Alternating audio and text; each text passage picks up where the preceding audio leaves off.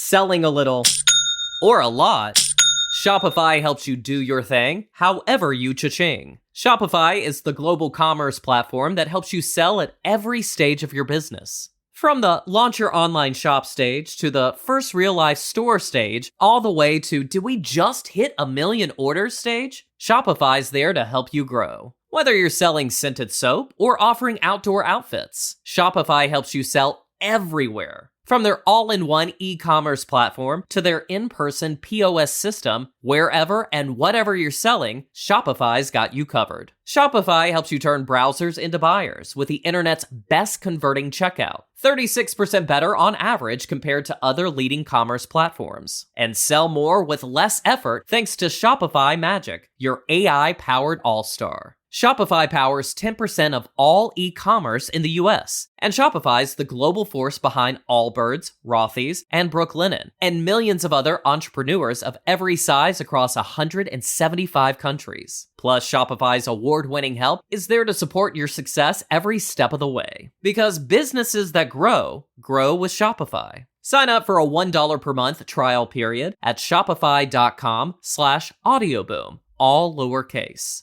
Go to shopify.com/audioboom now to grow your business no matter what stage you're in. Shopify.com/audioboom. Hello, this is Wendy's Coffee House. I'm Wendy. I want to talk about something that happened recently, and I also posted about it on the blog. The title of that post, Subtle Influence, A Test of Presence, If Not My Thought, Who Goes There? And the blog is Talking to Nightlights, WordPress. If you hear voices, you know what I'm talking about. If you don't, this is a way to consider what it's like for people who do. I wanted to go into a personal experience, and it relates to consciousness being like a giant bowl of soup. I have a very specific experience that will give you an idea of what it might be like when you hear a voice and you're able to identify it is not your voice.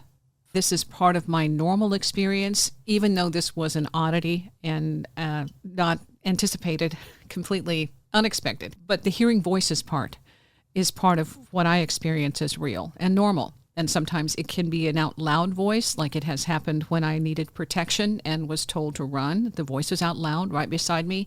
The person who was with me didn't hear it. I believe it's on a different dimension. I am able to hear it because I'm connected to that realm in that moment. It's my reality.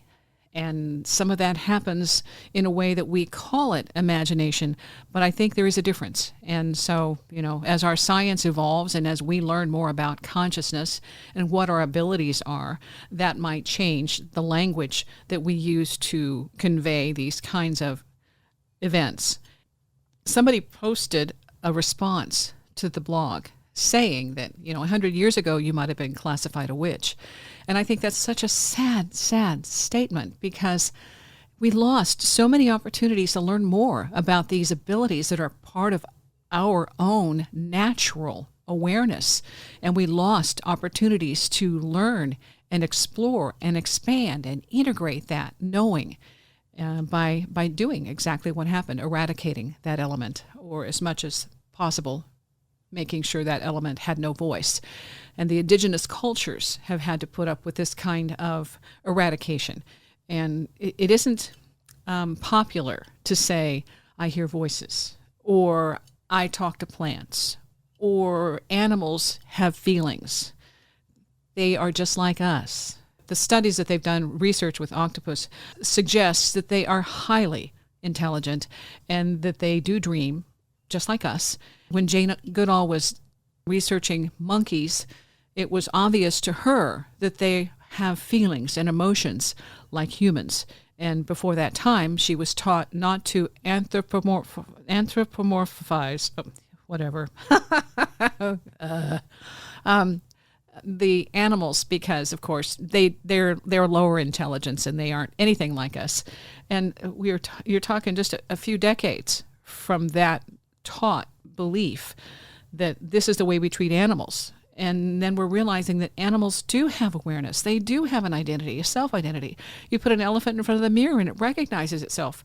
And there's so much to be said about how little we are in tune with our cohabitants on this planet. Okay, that brings me to voices. And my own experience with this is that my voices have been helpful. My other experience is places I have visited, I have heard voices that are not helpful, and depending on who's hearing them, can be extremely dangerous. In one instance, I heard a voice from my awareness. I heard a voice say, "Drive off the road and put him out of his misery," referring to one of the occupants of the car. And at that point, I thought, okay, this area apparently has active elements that are contrary and are negative and trying to create turmoil of some kind. And there are some people who live in houses with those kinds of entities and those voices, and they hear them. And my father had schizophrenia. He was actually hospitalized and diagnosed and the whole nine yards and given medication. The problem is he didn't stay on the medication. And after his death, I spoke with him. And this has happened before, so it wasn't the first time I've spoken to somebody who's deceased.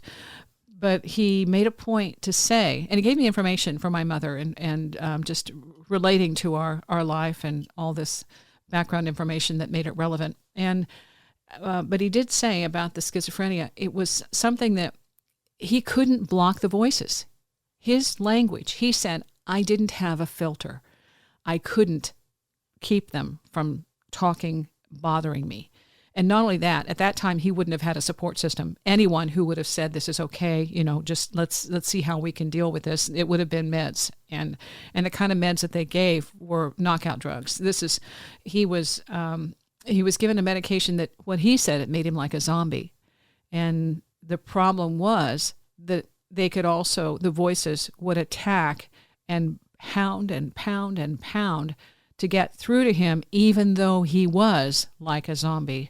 So for people to see him be okay and be able to function some of the time with the medication, there were other times with the medication that it wasn't going to make any difference.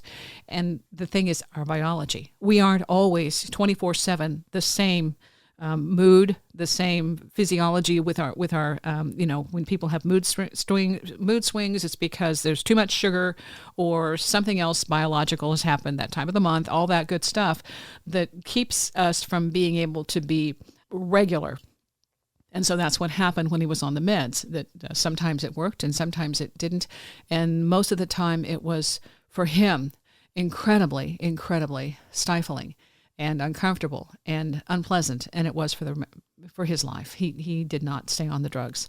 And my way of compensating for that, I knew that I'd be able to spend minimal amounts of time with him before it would be like a light switch.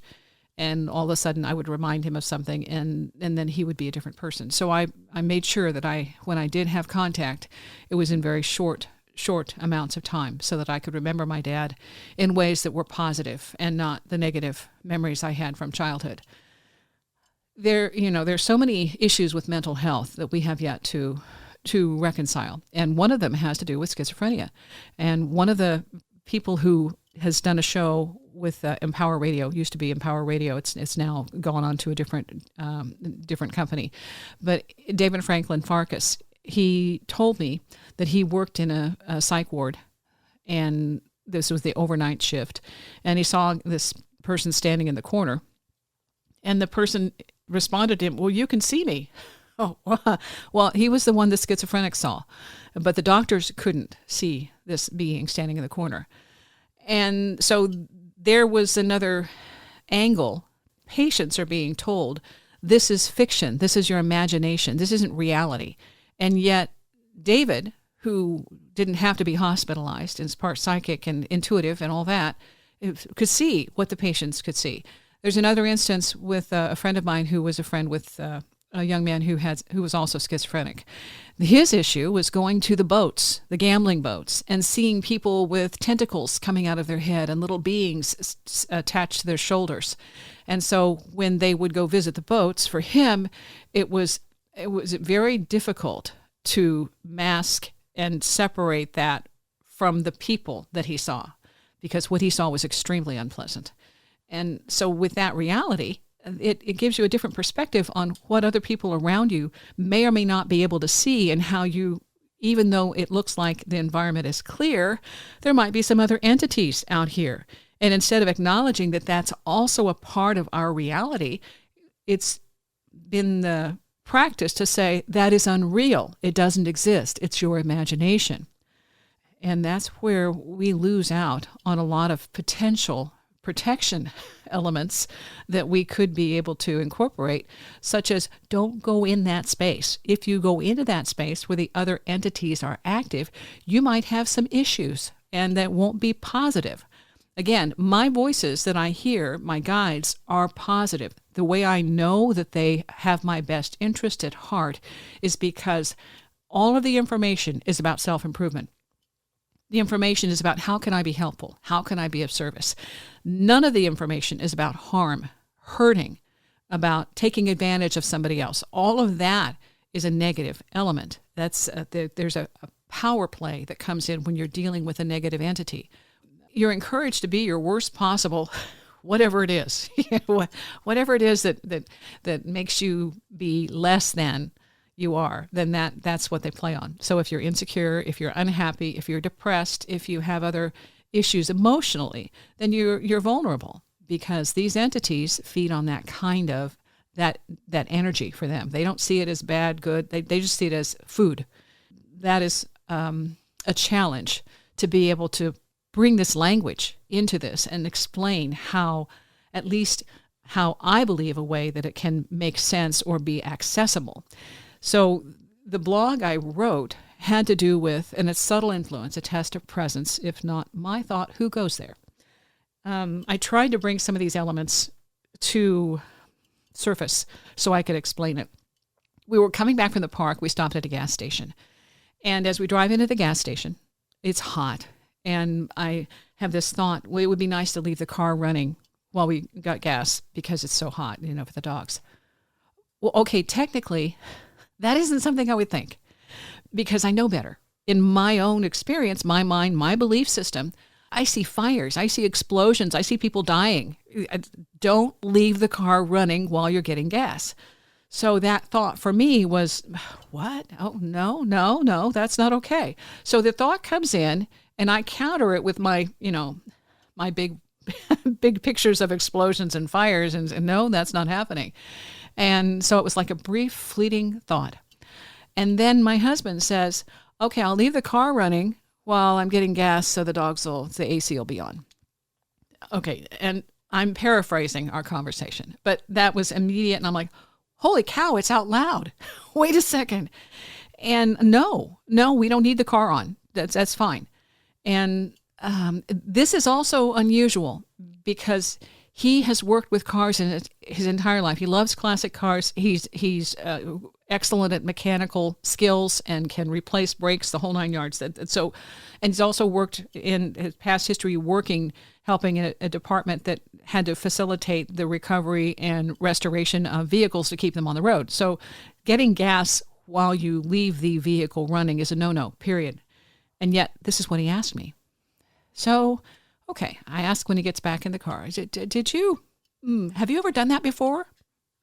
Leave the car running while you get gas? No, I thought you wanted the car running for the dogs. And it was kind of, it just came in and I thought that. Okay, that told me one of two things. He heard the same thing I heard, or he picked up on my response to that, knowing from his perspective, he wasn't seeing me push back. He was seeing the thought of what it was of leave the car running. That was the louder thought for him to pick up. So that gave me a clue that something else, there was another presence. There was a telepathic interference, suggestion of do this just to see, what would we do? And because I was conscious of, no, that isn't my behavior, I blocked it. And my problem was that he picked up on it, and then I am not certain if he would have heard that if I hadn't been there. Sometimes when we are in a space with somebody else who has abilities, we can pick up on their abilities. We resonate. And that's what consciousness is about. Sometimes there is a common plane, and we are able to pick up the frequency, the vibration, whatever it is that makes that work, where we can pick up on somebody else's thoughts, or we can pick up on that third thought, because the person with us is an amplifier. And I've seen that or felt that and heard that discussed. There was a person that I was asked about the house, went to visit the house because the woman, her child, sat on her lap. The only time, at least in the time that we had our conversation, that she had experienced this, her child was autistic, and sat on the lap. And as the child was sitting on the lap, she saw a portal open through the front door. And the child was having an interaction upstairs with another being, child, entity, coming in and playing in the room with the child. So that was why I was there. So the coming through that door was this kind of a conga line, and they're all dressed in period clothes from the 20s or 30s, and they're just kind of going through the dining room. The person in front's carrying a tray and go around the table, and then they just, disappear. That was the first time, and only time that I know of, that she was able to see that kind of activity, these ghosts coming in, doing a conga line, and back out, because her child, who saw these things but didn't have a way to articulate it, just that they were observing from the child's behavior that there were interactions that they couldn't explain. At that point, because she was in the same field, the same energy field, then she was able to see that what her child was experiencing was real, and real to the child. And all of the rest of us didn't have a clue because we weren't on that same wavelength. So, however, as a sensitive, a psychic, or somebody who is intuitive, sometimes those things will be present without an amplifier. Trying to explain to people how it works, and how, yes, this was real for me, and I knew it was not my thought, because I don't believe it's okay to do that in the first place. But if it were something that I might be more open to, then that thought, that prompt, that suggestion might have been taken to heart before I realized it came from another source. So as the temperatures heat up, as global climate change becomes more present 24/7 in our awareness and our terminology and our news reports and our belief system that, yes, this is an issue, it isn't going away, and these are going to be some of the things that happen. Because some of the suggestions, some of the prompts, some of this telepathic interference from the other entities around us with whom we coexist, we're going to be more receptive to. And if you are on a short fuse, for whatever reason, if that's, par for the course, or if that's because of a bad experience or something negative going on that day, these are the kinds of things that could make it even more complicated. Talking about this, what is still a problem is trying to articulate that this kind of thing is possible, and to explain how it can happen and be so innocuous and so under the radar that it isn't perceived as an influence or as an interruption. It is not acknowledged as something that is influencing us without our knowing. So it's easy to talk about the ETs. It's easy to talk about the ghosts. It's easy to talk about all of that. But this other element of transdimensionals, of interdimensionals, of thought forms that exist is really difficult to articulate. A quick break. Discover new opportunities together in a new Chevy. Meet up in an Equinox, winner of the J.D. Power Award for initial quality among compact SUVs. Lend a hand in the strong and capable Silverado, or mix it up in a high-tech Trax with an available 11-inch diagonal touchscreen. Find family, friends, and fun in the Chevy that's right for you. Click to learn more. Chevrolet, together let's drive. For J.D. Power 2023 U.S. Initial Quality Study Award information, visit jdpower.com/awards. I started noticing this year that I have EVPs on some of my shows. One was very, very blatant. It was just me, and the word was nightlights. The others involve people who were guests on the show, and I wanted to have it corroborated. So I asked Tom Butler for his opinion, and he gave it to me. And with his background, he has a very good sense of what might be considered an EVP. These things do happen, and sometimes, like me, I have no idea how long this has been going on. I just became aware of it recently and started tracking it. I'll get back to voices, but I'm going to digress for a bit. Portals. Recently, I had some guidance on portals, and then synchronistically, I saw a video. Margie Kay, I've interviewed her before. She's a MUFON investigator, a psychic, a long list of talents, remote viewer. Anyway, she is working on a case that involves a portal. And this woman's house that they're investigating has a portal right there at the side of the porch.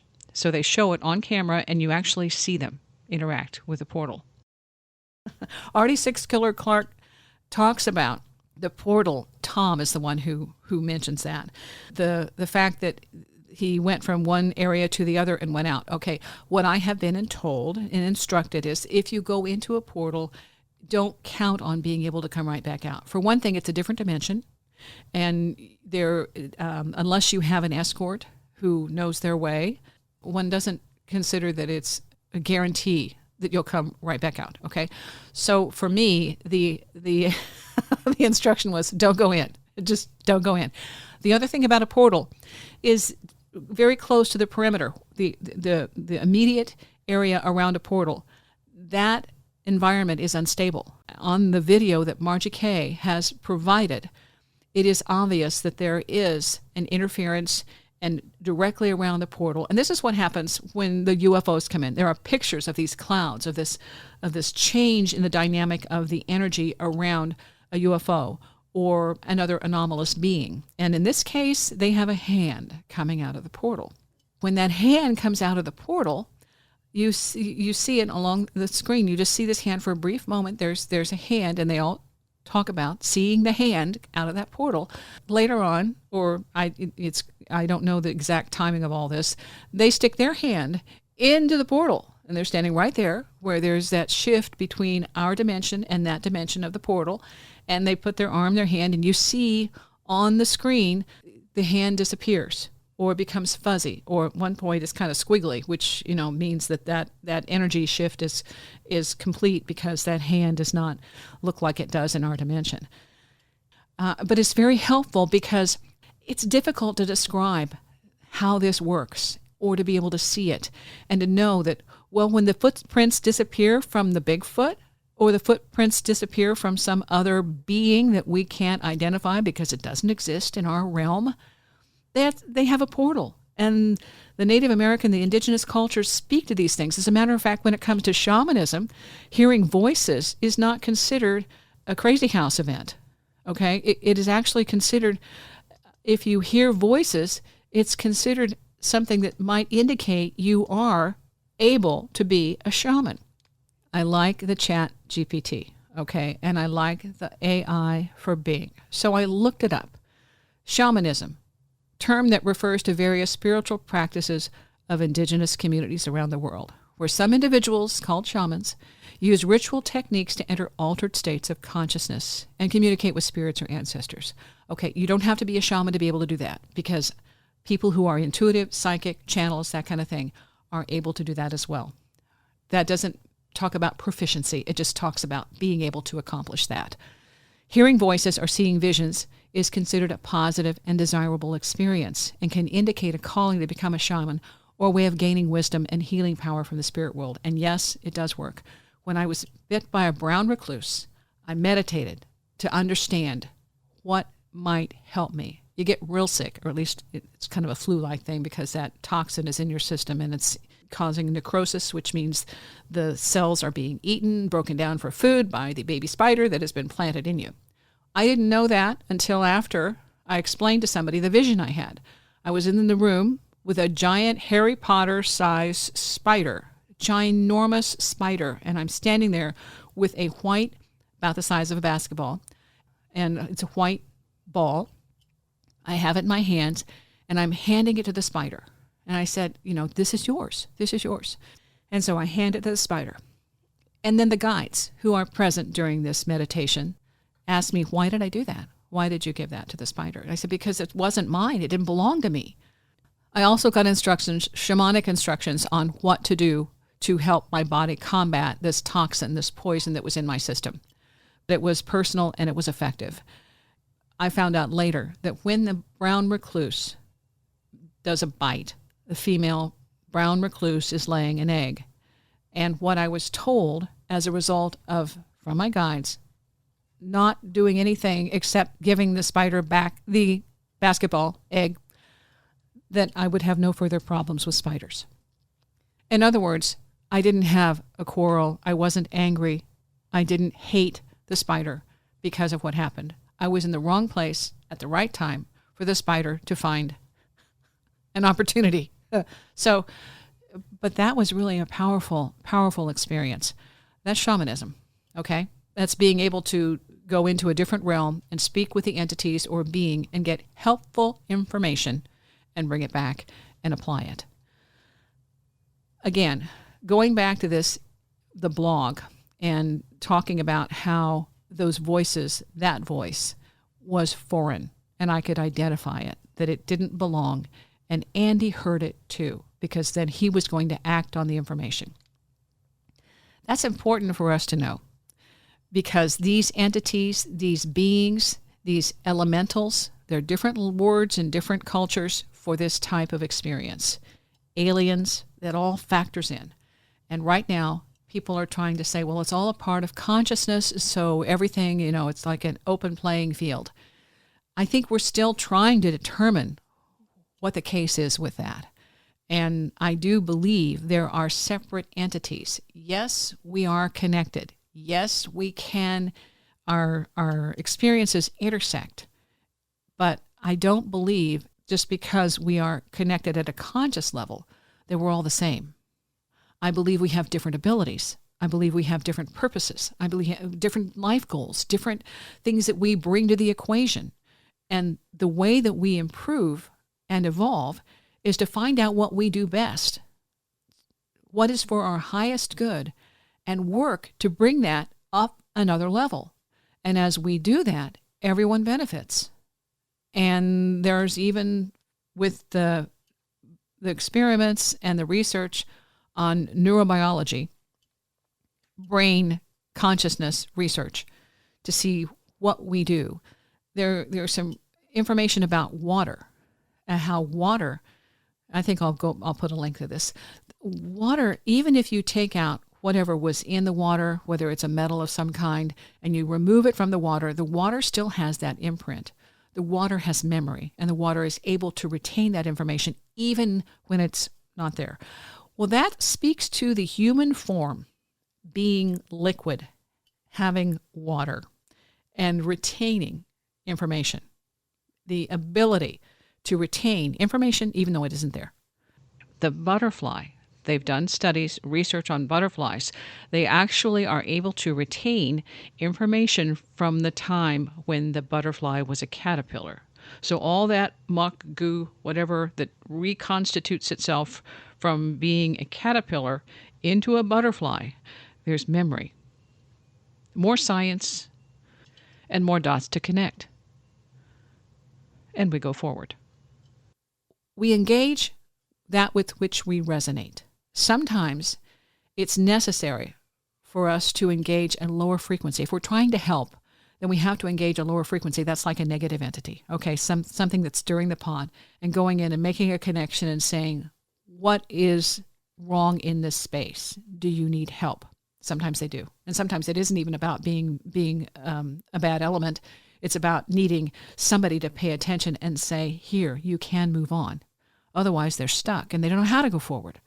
And that's why they're stuck. So you can go in and you can help release that, alleviate that, and then they move on. It's not a matter of wanting to be there in the first place. Okay, well, so you're tuning into that. And other times, it's being able to engage a vibration, a higher element, a helping being who says you don't need to go this direction, take a left turn. Don't go straight, take a left turn. So you're in the right space to be given a detour and a prevention from having an accident or an encounter that would be very life-threatening. That's to put it mildly. So the thing is, if you do experience the contrary entities, and that's what I prefer to call them, contrarians, entities that don't have your best interest at heart, but they're also teaching you a lesson. If you are being told to do something negative that will be harmful to others or yourself, that entity isn't helping you. And it would be helpful to find someone, if you can't clear the entity or shut it down, to find someone to assist you to help remove that from your space. One of the easiest ways is to stop listening. But again, my father, who dealt with the schizophrenia element, said he didn't have a filter, so he couldn't block them. So that isn't what I'm here to tell you how to do. I'm just here to say, this is present. This is here. Be aware and pay attention. Because the best thing you can do is maintain full presence of your awareness. When we zone out and when we're comfortable, when we're relaxed, when we're not anticipating anything funky going on in our environment, like when we pulled into the gas station, we've been to a walk at the park, having a good time, everybody's in a good mood, the dogs are fine, they're quiet in the back seat, yay. Well, mostly quiet.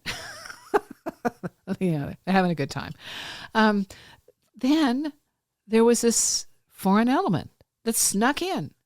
And so it happens.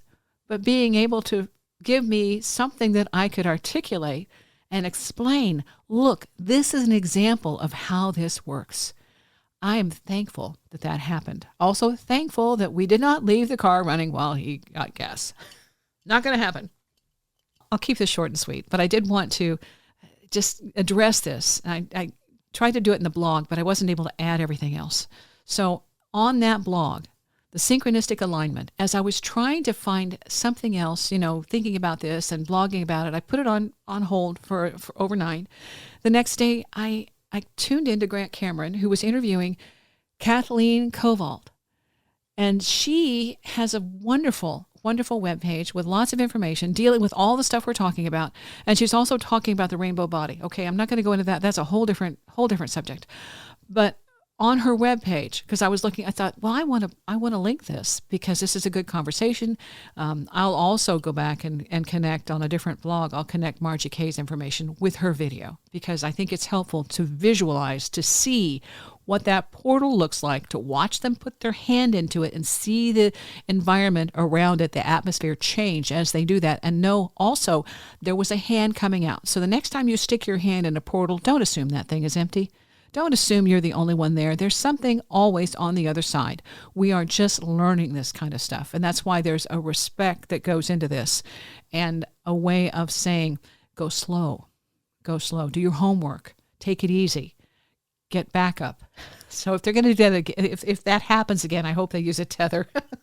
And then again, it's a different environment. So I don't even know, being a material form, if that tether will hold its shape and stay a material, physical, manifest form in that environment. That's a question. So I'm not going to do the research. I'm going to listen to my guides. They said, no, don't do that. Stay away. When I see that the atmosphere changes outside that portal, and that isn't something they're able to really contemplate or see unless they go back and see it on the camera. I'm not sure if they can feel it. I'm sure there's a charge that lets them know, a static or something as they're getting close to it, that they might not have even considered that as another element. But so anyway, I'll be following along as they research this. I put the link for Kathleen, and on her web page, this is what's interesting. This is the synchronicity stuff, how we are all connected at a different level.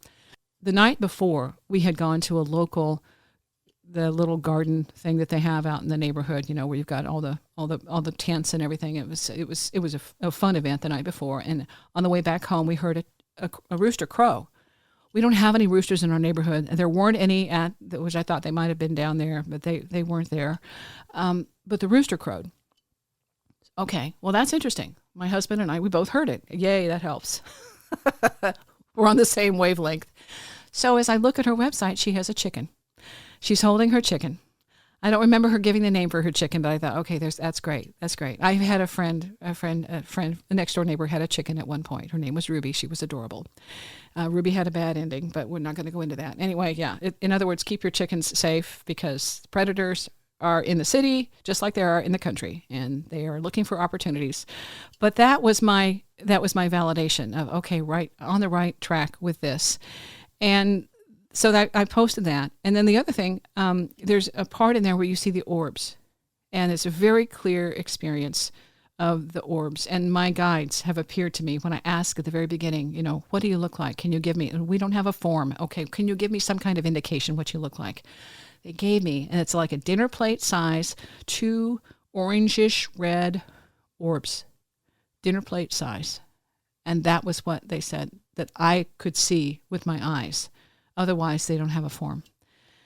So these things are our way of learning about our own abilities, our own conscious connection to those beings of all types, seen and unseen, around us. The first of the 7 Hermetic principles asserts all is mind, the universe is mental. And how I integrate that, the universe is information. So there you go, there's the matrix, Philip K. Dick. The matrix, the universe is information.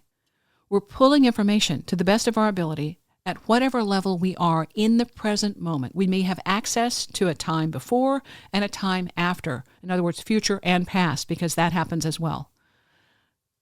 That's what makes this so fascinating and so fun to experience, knowing these things are happening all the time. And if we zone out and get caught up in somebody else's drama, we miss it, and it's right in front of us. That's it for right now. I just wanted to get that out there and get the idea, the concept that we are not alone. And when we do pick up on thoughts that somehow don't seem to belong to us, then question, what's going on in this space? What's going on around me? Who else might be thinking this thought? The blog post I mentioned is at Talking to Nightlights on WordPress, and I'll include some information, some links from what I've talked about during this little conversation. You might have different philosophies, but I appreciate you considering my information. We're all learning, and there's so much more to know. Thanks for listening. Selling a little or a lot, Shopify helps you do your thing, however you cha-ching. Shopify is the global commerce platform that helps you sell at every stage of your business. From the launch your online shop stage to the first real-life store stage, all the way to did we just hit 1 million orders stage? Shopify's there to help you grow. Whether you're selling scented soap or offering outdoor outfits, Shopify helps you sell everywhere. From their all-in-one e-commerce platform to their in-person POS system, wherever and whatever you're selling, Shopify's got you covered. Shopify helps you turn browsers into buyers with the internet's best converting checkout, 36% better on average compared to other leading commerce platforms. And sell more with less effort thanks to Shopify Magic, your AI-powered all-star. Shopify powers 10% of all e-commerce in the US, and Shopify's the global force behind Allbirds, Rothy's, and Brooklinen, and millions of other entrepreneurs of every size across 175 countries. Plus, Shopify's award-winning help is there to support your success every step of the way. Because businesses that grow with Shopify. Sign up for a $1 per month trial period at shopify.com/audioboom, all lowercase. Go to shopify.com/audioboom now to grow your business no matter what stage you're in. Shopify.com/audioboom.